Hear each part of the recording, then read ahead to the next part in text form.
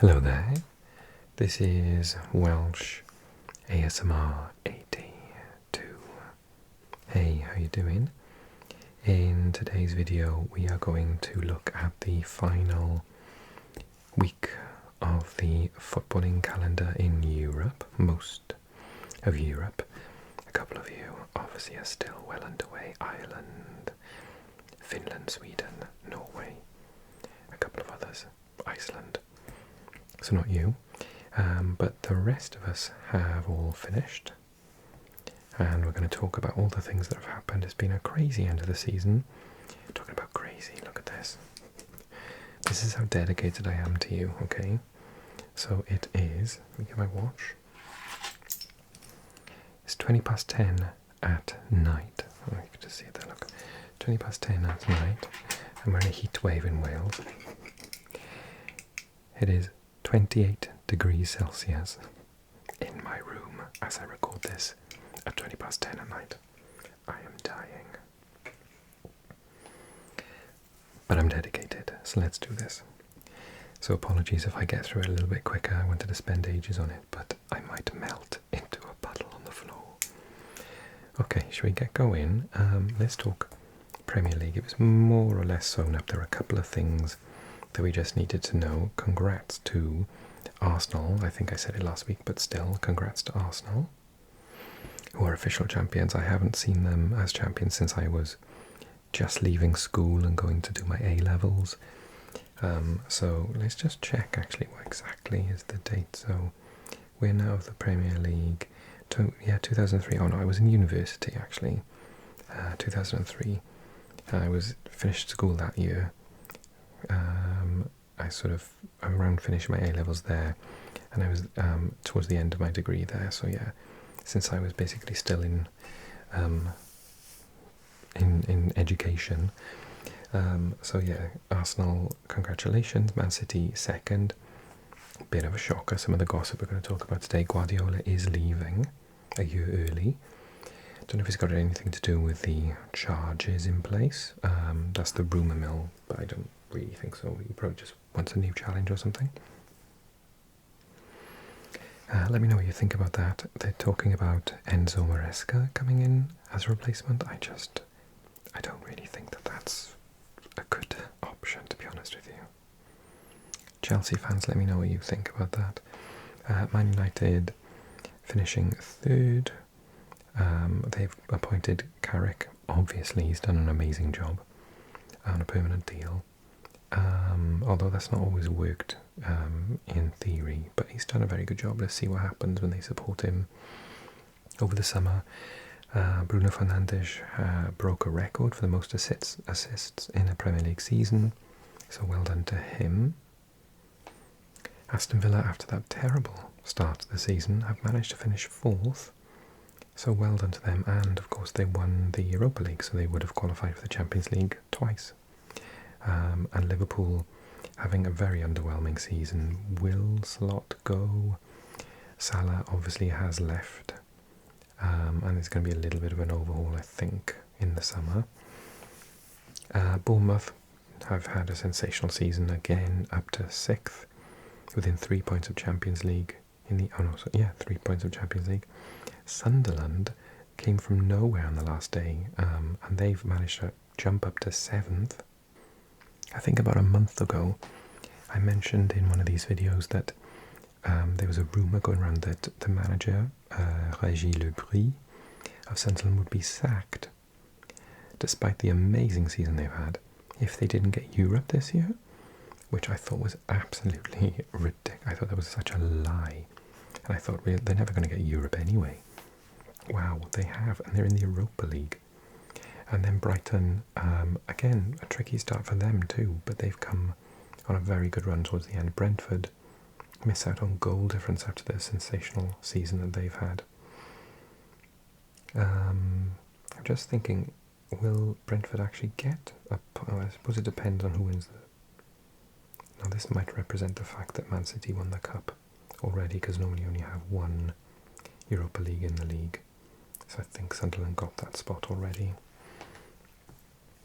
And then Chelsea finishing in 10th, of course, having a nightmare end of the season, but they've got an absolutely sensational manager in Xabi Alonso for next season. Let's see what happens. I've bemoaned the fact that they buy young, highly talented players, but they also have been buying young, highly talented coaches, and I think the combination isn't great. I think you should really get a sort of new, an established coach, and Xabi Alonso obviously is fantastic. He had too many things going on at Real Madrid. That's the impossible job, isn't it, to see if Jose Mourinho goes there. And then Fulham with a good season, Newcastle underwhelming, Everton up and down. Leeds in the end had a good season. Crystal Palace nowhere near as good as last season and their manager's leaving. Forest survived relegation. Spurs survived relegation in the end because of West Ham's win. Only just, and they did what they had to do. But yeah, West Ham go down, so one of the two really big London clubs, Spurs or West Ham, are going to go down. And they have. Burnley have gone down again, still a yo-yo club. And Wolves, we kind of knew that was going to happen anyway. Quick update on the fixtures. Oops, a daisy. Where were we? And yeah, so Man United hammered Brighton 3-0. Burnley Wolves at the bottom end 1-1. Arsenal beating Crystal Palace. They'd already tied up the title anyway. Fulham beat Newcastle 2-0. Liverpool and Brentford 1-1 at their home, and Anfield form isn't great, is it? Aston Villa beating Man City on the last day away from home, a fantastic result. Forest and Bournemouth draw. Sunderland beat Chelsea to get that European spot. Spurs won to stay up, and West Ham got the win they needed, but because Tottenham won, it was out of their hands. Okay, let's talk about the Championship then, because we had Spygate. So if you don't live in the UK, what happened? So this is the fact that Southampton won against Middlesbrough. I know it doesn't say it here, but they were thrown out of the final at Wembley because they were caught and then admitted to 3 charges of spying on teams to look at their tactics and prepare for them. So they were thrown out. I never thought it would happen. I absolutely never thought it would happen. And I think, off the top of my head, they've been given a points deduction for next season as well. So then Middlesbrough had this second chance. So remember, Middlesbrough were in the automatic spots for loads of the season, dropped down to the playoff spots, lost in the playoffs, and then were reinstated to the final. So it seemed like they couldn't lose, but they did, which is kind of shocking really. But Hull, who, because of Wrexham drawing on the final day, managed to jump above them and get into the playoff spots, so they weren't even in the playoff spots before the final day. And now they're in the Premier League. And I love Ollie McBurney. He's very, very popular in Swansea. He's an ex-player of ours. So I'm really happy that he was the player to do it. 95th minute. Middlesbrough looked to be, I didn't watch it, but they looked to be, having all the possession, having more shots, slightly more expected goal. It looks like a very sort of edgy game, to be honest with you, with a low amount of chances, clear-cut chances. And yeah, Hull are in the Premier League next season. Congratulations to them. Okay, I suppose we also have to talk about Scotland. Did I talk about this last week? I can't remember. I might have. Hearts losing on the final. Yes, I did talk about it. I remember now because I said that they lost on the final day. Some good news for them though. Their women's team did win the Scottish Premier League, even though they managed not to on the last day. And of course they have Champions League qualifications in the summer, so congrats to them all the same. But it is obviously, someone put it very nicely, because I've got a Celtic top and I do like Celtic, but obviously I've said a million times in this channel I don't like monopoly of a league like Bayern, Barcelona, Real, Paris Saint-Germain. I really, really dislike that. I think it devalues the league. And someone very nicely put on a video I watched this week that everyone apart from Celtic fans, well, I think that's overcooking it, I don't think Hibs were, let's say everyone apart from Celtic and Hibs fans wanted Hearts to win the title this year because it just was something new, something different. But no, status quo. And to rub salt in the wounds, I read something that said that handball VAR decision in the last but one match that Celtic had has been reviewed, and they said it was a mistake. They shouldn't have called the referee over to the VAR. That's what I read. And in the 90 whatever minute for Iñárritu to score the penalty, which meant that Celtic had to just win in order to get the title, they would have had to have won. I don't think they could have done it. Or they would have had to have won 3-0 or something, specifically. They would have been drawing on points, I think that's what it is. So that is kind of shocking. We looked at the Bundesliga before, but just to confirm, Bayern München top, breaking lots of records, only one loss all season. Borussia Dortmund is second, Leipzig and Stuttgart. I'm intending on doing another video when I've got time to focus on it, about who's going to be in the Champions League, Europa League and Conference League, so I'll come back to that video possibly next week or the week after, as I will be doing a lot of World Cup content. Okay, Serie A is a good one, so are you ready? If you know me and you know this channel well, then you'll know how absolutely over the moon I am. I'm a massive AS Roma supporter, and I've never seen them in the Champions League, because I started supporting them in the Jose Mourinho era. So that meant I've been supporting them for about 4 years, and we haven't been in the Champions League for 7 years. And the last time we were in it, we made it to the semi-finals and were put out by Liverpool. So Inter won the title, the Scudetto. Napoli, this is where all the gossip happens. So Napoli finished second, but Conte has had a massive falling out with De Laurentiis, the owner of Napoli, as everyone does. He's a bit of a nightmare, and he's left. The big rumour is that he's going to join the national team and try and fix them. That's the big sort of rumour in the rumour mill, but Napoli are without Conte now. Roma finished third, their highest placement, like I said, in 7 years. It was a very stressful last day. We'll look at the fixtures in a second. Como, the richest club in Italy, have qualified for the Champions League for the first time in their history. Under Cesc Fabregas's managerial sort of prowess, he's done brilliantly. Because they might be really rich, but they don't have mega stars apart from Nico Pass, who might go back to Real Madrid this summer, we're not sure. Milan, on the other hand, God.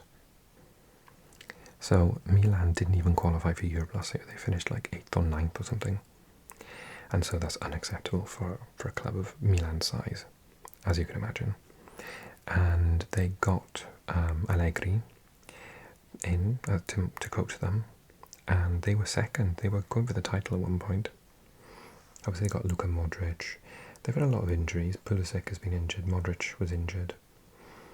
But they've completely fallen off, and they've sacked Allegri as a result, because they absolutely should have got Champions League football. But their last couple of run results has been awful. They lost to Lazio, Napoli, Udinese, drew with Juve, lost to Sassuolo, lost at home to Atalanta, and then lost at home to Cagliari. And now they're after Andoni Iraola, by all accounts, and what a manager he is. So yeah, that's Milan's season. Juve, even worse, they're in 6th spot, and they had been 3rd for quite large chunks of the season. So they're in the Europa League as well. Imagine getting in the Europa League and pulling Milan or Juventus away, God.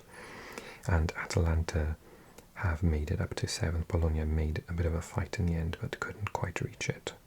Lazio in 9th, Udinese 10th, and Fiorentina surviving relegation in 15th, and then down are Cremonese, Verona, big club, and Pisa.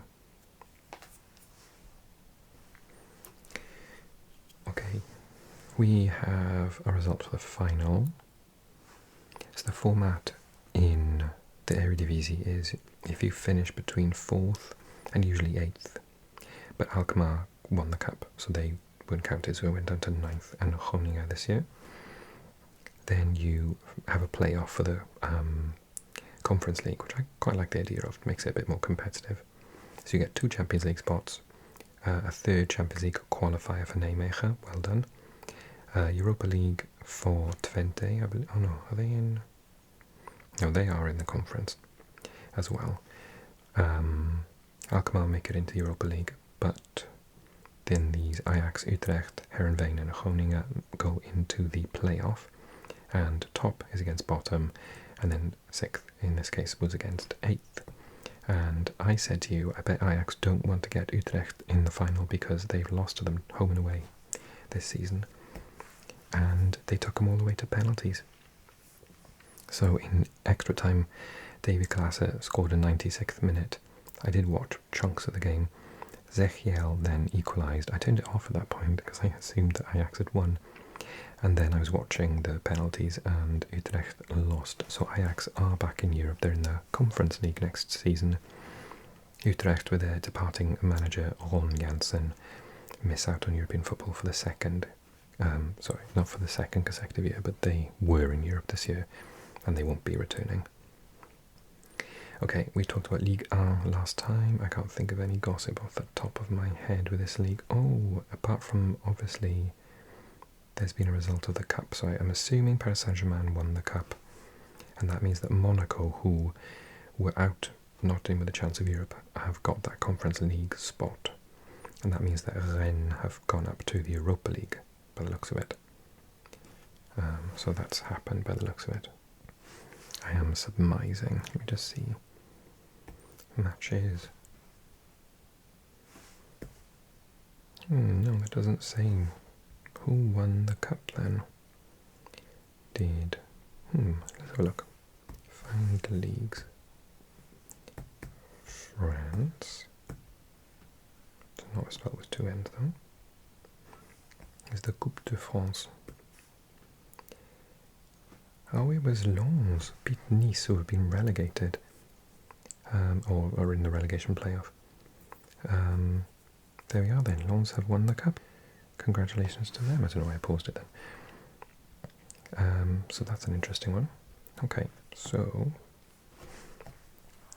lots more to cover, so we gotta get on with it. That was France. La Liga also finished, and Barcelona did lose in the last day against Valencia, but they still won by a handsome victory of 8 points over Real Madrid. Villarreal beat Atletico Madrid in the final match day as well to finish above them in 3rd, their highest finish in forever. Atleti finishing 4th. And Betis finishing in 5th with the extra Champions League spot that this year went to the 2 highest coefficiencies, which were England and Spain. Celta Vigo, Getafe get back into Europe, and Real Sociedad won the League Cup, the Copa del Rey. MLS we'll jump over because it's just ticking along nicely at the minute. Nashville at the top of Eastern and Vancouver at the top of the Western Conference. Canada, Cavalry at the top, 1 point ahead of Forge. And Serie A ongoing, but Palmeiras pulling ahead with the last result that they had, which was a big win over Flamengo in Rio de Janeiro. So they've put a little gap of 7 points between themselves and Flamengo in 2nd. Okay, so Argentina and Mexico next. And then we'll go back to talking about Europe, because I've got a couple of really good ones that I want to talk about. For example, Switzerland, Portugal. There's something very interesting happened there, and a couple of other ones. But very controversially, Belgrano have won their first ever title, beating River Plate in the final 3-2 with goals from Morales and 2 from Fernandes, who is their super sub and saved them in the semi-finals by all accounts. So yeah, it's a massive victory for them. They were quite low in the table when it came to the regular play. They were in the second, Group B, in 6th spot. Oh no, that's actually no, that's I see what I've done there. That is the last one. 2026. Oh no, it's all just deleted all the info. So yeah, very interesting. The Belgrano won. Congrats. River Plate must have kind of thought that they were going to win that one, but they missed out. And the Battle of Mexico City in the final between Cruz Azul and Universidad Nacional. And it's only got the first leg there, but let's see if I can get it from here. Yeah, Cruz Azul won in the final with a 95th minute winner from Rotondi and 2 subsequent red cards late into the game for their city rivals Pumas for Uriel Antuna and Angel Rico, either side of the goal by Rotondi. So a big derby in the final, and I quite like Pumas. I thought they were going to win it, but Cruz Azul, they're 2 of the 3 most popular teams in the entire country, so half the country are obviously a third of the country are very upset. Not forgetting about Club America, of course. Okay, on to Portugal. So, in Portugal, the league we talked about last time, the fact that Braga focused on the Europa League and fell away from the chasing pack. Benfica finished with no losses, an invincible season, but didn't win anything. Sporting, however, made it to the cup final. Do you want to know what happened in the cup final? They lost to a club in the league below them, Torrense. And the reason I know about this, I did read an article about it this week, but I was put on alert by my Portuguese mate, who is a massive Benfica supporter, but he actually was born in Torrense, and that's where he grew up. And he said, I can't believe it. They're going to be, he said, my home team are going to be in the Europa League this year. And they've won the cup, which is kind of shocking. That the number of times this happens is very small. I remember it happening in France, but that might be like 10-15 years ago now. That a team from outside of the top division wins the cup. But yeah, Torrens are going to be in the Europa League representing Portugal this year. So that's quite fun. Sporting were all over them. How on earth they managed to lose that match, I do not know. But they did. So very interesting stuff from Portugal there. In the SuperLig, we talked about this last week. Galatasaray top, Fenerbahce, Trab, Besiktas, and Başakşehir finishing in a European spot. So that probably means that the cup happened as well, which Trab won apparently. Congrats to them for beating Konyaspor 2-1. 2 goals from Onuachu. Did he play for Aston Villa? Was it Onuachu? The Allsvenskan is underway, so Sirius, wow, are number 1, Hammarby and Häcken are 2nd and 3rd. Ekstraklasa, so we talked about this last week.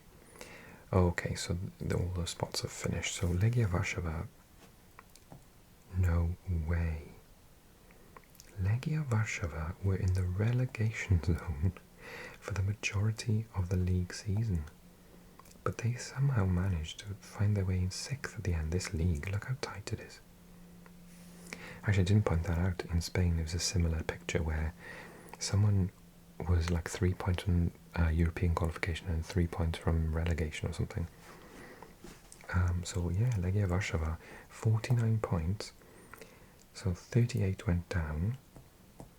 And Katowice have got the last spot. Warszawa must have gone on quite the run. Yeah, apart from the league leaders Lech Poznań, they didn't lose until February the 1st. Well done. Okay, Belgium. Club Rouge did end up winning the championship after that. A big win over Saint-Gilloise in second. Truide managed to finish third, that's excellent. Anderlecht. And then Gent and Genk were in the playoff, and that hasn't happened yet, so that's going to happen at the end of the week. Norway is underway at the minute. Viking are top with 9 wins out of 10. SuperLig in Greece, AEK Athens won and Olympiacos came second. Remember I said that fun fact that Olympiacos would have automatically qualified for the Champions League because of a quirk in the coefficiency rankings, but by finishing second, neither team qualifies automatically for the Champions League from Greece. We had one in Russia. Zenit St. Petersburg have got their first title in after a year off, I think it was. Krasnodar finished second. They were winning the league, and then on the final day, basically they've had a terrible end to the season. I'll explain why. So they beat Orenburg. Oh, okay. And Zenit, I can't see Zenit's result there. That's weird. That's weird. Why did that happen? Oh, Zenit beat Rostov. I don't know what happened there. But basically, Krasnodar were leading the table for quite some time, and they lost it at the end to Zenit St. Petersburg. Then they went to the cup final to try and win that, and then they lost it to my team, Spartak. So they nearly had a double, and they walked away with nothing. Congrats to Spartak for winning the Russian Cup, and to Zenit for winning the league. Although, as you know, I'm not a fan of the same team winning over again and again. AGF have won. I talked about this last week. The news coming out though is that Brøndby have sacked their Welsh manager, Steve Cooper, formerly of Swansea and Nottingham Forest, because they deemed that that was too low a position. But yeah, AGF, who I don't think were even playing in their own stadium this year, have managed to win the SuperLig, and well done to them. LASK have won the league title. Let's just check. When did they win it? So, apparently they haven't won it since 1964-65. So that's a fantastic result for them. Well done. Sturm Graz finishing 2 points behind in second, and then the usual suspects Salzburg, Austria Wien, and Rapid Wien. Rapid Wien went into a playoff situation with Ried and Wolfsberger. Do we know what happened with that? It looks like they won it, so I think they'll be in Europe. And then the big talking point across Europe, FC Thun, despite losing something remarkable like they lost 1, 2, 3, 4, 5, 6, they lost 6 of their last 8 matches, but they were so far ahead at Christmas that they could afford to be, and they've won the league. They are tiny, absolutely tiny. Their stadium is super small, it's 10,000 capacity, but the town itself has got something like 15,000 people in it, so the entire village would have to show up to fill it. But they are going to be qualifying for the Champions League. Well done to them. St. Gallen in second and Lugano in third.